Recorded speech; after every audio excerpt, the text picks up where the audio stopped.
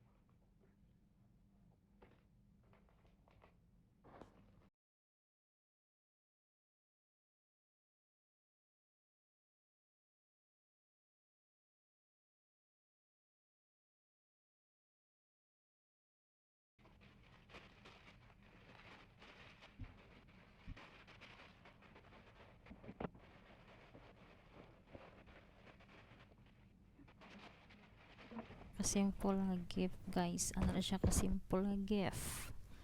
So ready to send. Bitaw dalhon ra ni madam guys, maotin siya party niya ihaning dalhon. So mao to guys, thank you for watching guys. Ingat lagi guys. Once again, thank you sa oras nga inyong gihatag sa akong mga video sa pagtan-aw. Bye.